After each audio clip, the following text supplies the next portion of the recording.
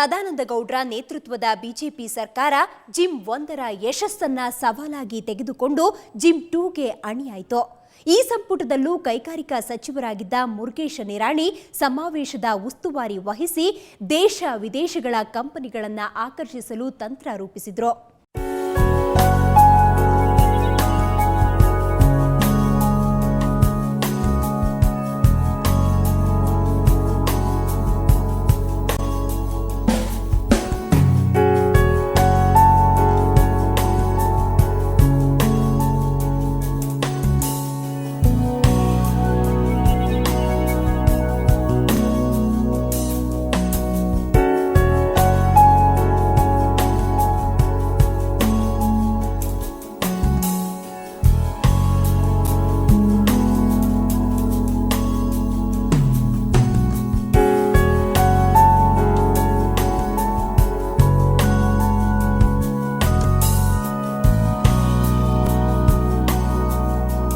Our government made a commitment to facilitate widespread investment in Karnataka during GIM 2012. I invite you to explore investment opportunities in the state and allow us to amply demonstrate our commitment to you.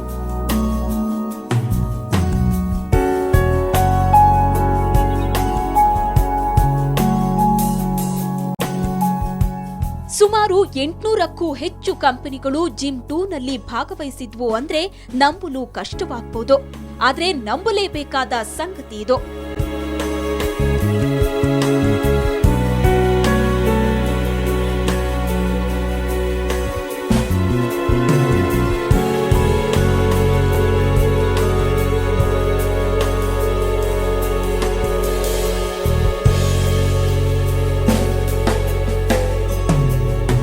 Tata, Kirloskar, Jindal ಹೀಗೆ ಬೃಹತ್ ಕಂಪನಿಗಳು gym 2ಗೆ ಸಾಕ್ಷಿಯಾಗಿದ್ವು.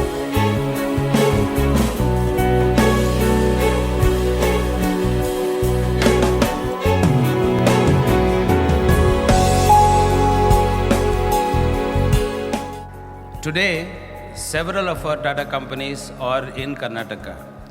The Tata Consulting Services, the Tata Consulting Engineers, the Indian Hotels, Tata Motors, Tata Power, many companies with an investment already of more than 20,000 crores and with an employee strength of more than 50,000 people. This will grow. Many of our existing companies are in expansion mode in Karnataka. The Tata Motors have just established a new plant in Dharwad. Tata Steel is planning a 6 million ton steel plant in the Haveli district of Karnataka at a cost of rupees 30,000 crores.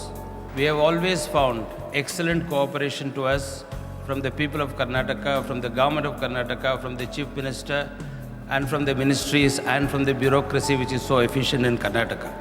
So let me wish this function all success and a great good luck to the Chief Minister and his ministers and the bureaucracies and to the people of Karnataka. Thank you very much. Kirloskars came to Karnataka in the 1940s, starting a manufacturing industry. I started with Toyota Kirloskar Motor in 1999 with a very small investment and a small capacity of 25,000 cars a year. Next year we expect to touch 300,000 cars, a significant jump. I'm very pleased to also inform you that we are getting into the healthcare business and we open our first hospital probably in April or May next year. We are starting again in a very small way. I have a Japanese partner as well in the hospital business and in the whole healthcare business coming in, and we expect our starting point in Karnataka to grow over the many years. I'd like to thank the government of Karnataka for inviting me here and wish the function all success. Thank you. Today, when investor confidence is low, Karnataka is a state ahead of its peers where entrepreneurs like us prefer to invest and stay invested because of its progressive policies and its enlightened bureaucracy. I want to congratulate the Honorable Chief Minister. The early 1970s, and since then our growth and investments here have grown many times over. Up until now, we have invested rupees 6,000 crores in our operations in Karnataka, And going forward, we have earmarked an investment in excess of rupees 7,000 crores. Yes, GIM 1ಗೆ ಹೋಲಿಸಿದ್ರೆ GIM 2 ದುಪ್ಪಟ್ಟು ಬೆಳವಣಿಗೆ ಸಾಧಿಸಿದೆ. 2ನೇ ಜಾಗತಿಕ ಹೂಡಿಕೆದಾರರ ಸಮಾವೇಶದಲ್ಲಿ ಸುಮಾರು 7.2 ಲಕ್ಷ ಕೋಟಿ ರೂಪಾಯಿ ಮೌಲ್ಯದ ಒಪ್ಪಂದಗಳಿಗೆ ಸಹಿ ಬಿದ್ದಿದೆ. ಅದರಲ್ಲಿ 10 ಯೋಜನೆಗಳು ಈಗಾಗಲೇ ಅನುಷ್ಠಾನಗೊಂಡಿವೆ. 34 ಯೋಜನೆಗಳು ನಿರ್ಮಾಣ ಹಂತದಲ್ಲಿವೆ.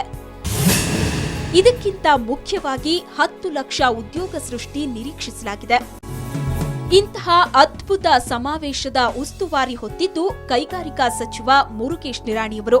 ಕರ್ನಾಟಕದಲ್ಲಿ ಬಿಜೆಪಿ ಸರ್ಕಾರವು ಕೈಗಾರಿಕಾ ಬೆಳವಣಿಗೆಗೆ ಹೆಚ್ಚಿನ ಆದ್ಯತೆ ನೀಡಿದೆ. ಕಳೆದ ಜಿಮ್ 2010 ಮತ್ತು ಜಿಮ್ 2012 ಕರ್ನಾಟಕದತ್ತ ಜಗತ್ತಿನ ಪ್ರತಿಷ್ಠಿತ ಹೂಡಿಕೆದಾರರನ್ನು ಆಕರ್ಷಿಸುವಲ್ಲಿ ಯಶಸ್ವಿಯಾಗಿದೆ. ಇದರಿಂದಾಗಿ ರಾಜ್ಯದಲ್ಲಿ ಅಪಾರ ಉದ್ಯೋಗ ಸೃಷ್ಟಿ ಹಾಗೂ GDP ಹೆಚ್ಚಳದಲ್ಲಿ ನೆರವಾಗಿದೆ ಹಾಗೂ ಇದು ಕರ್ನಾಟಕದ ಸರ್ವಾಂಗೀಣ ಅಭಿವೃದ್ಧಿಗೆ ಪೂರಕವಾಗಿದೆ. ಇತ್ತೀಚಿನ ವಿಶ್ವ ಆರ್ಥಿಕ ಸಮೀಕ್ಷಾ ವರದಿಯು ಜಗತ್ತಿನಲ್ಲಿಯೇ ಕರ್ನಾಟಕಕ್ಕೆ ಬಂಡವಾಳ ಆಕರ್ಷಣೆಯಲ್ಲಿ 16ನೇ ಸ್ಥಾನ ಹಾಗೂ ಆರ್ಥಿಕ ಸದೃಢತೆಯಲ್ಲಿ ದೇಶದಲ್ಲಿ ಪ್ರಥಮ ಸ್ಥಾನವನ್ನು ಸಾಬೀತುಪಡಿಸಿದೆ. ಈಗ ನಮ್ಮ ಸರ್ಕಾರವು ಜಿಮ್ ಸೇರಿದಂತೆ ಒಳಂಬಡಿಕೆಯಾದ ಹಾಗೂ ಅನುಮೋದನೆಯಾದ ಯೋಜನೆಗಳ ಅನುಷ್ಠಾನಕ್ಕೆ ಪ್ರಮುಖ ಆದ್ಯತೆಯನ್ನು ನೀಡುತ್ತಿದೆ. ಹೂಡಿಕೆದಾರರಿಗೆ ಅಗತ್ಯವಾದ ಕೈಗಾರಿಕಾ ನೀತಿಗಳು, ಮೂಲಸೌಕರ್ಯ, ಭೂಮಿ, ನೀರು, ವಿದ್ಯುತ್ತು, ನೀತಿ ನಿಯಮಗಳ ಸರಳೀಕರಣ, ಆರ್ಥಿಕ ಸೌಲಭ್ಯ ಹಾಗೂ ಕೌಶಲ್ಯಯುಕ್ತ ಮಾನವ ಸಂಪನ್ಮೂಲ ಒದಗಿಸಲು ಸಹ ವಿಶೇಷ ಕಾರ್ಯಕ್ರಮಗಳನ್ನು ರೂಪಿಸಲಾಗಿದೆ. ಈ ಎಲ್ಲ ಹಿನ್ನೆಲೆಯಲ್ಲಿ ಕರ್ನಾಟಕಕ್ಕೆ ನಾನು ಹೂಡಿಕೆದಾರರನ್ನು ಮತ್ತೊಮ್ಮೆ ಸ್ವಾಗತಿಸ್ತಾ ಇದ್ದೇನೆ. ಕರ್ನಾಟಕ ಸದಾ ಹೂಡಿಕೆದಾರರ ನೆಚ್ಚಿನ ತಾಣ. ಬನ್ನಿ, ಕರ್ನಾಟಕದ ಅಭಿವೃದ್ಧಿಯೊಂದಿಗೆ ಕೈ ಜೋಡಿಸಿ.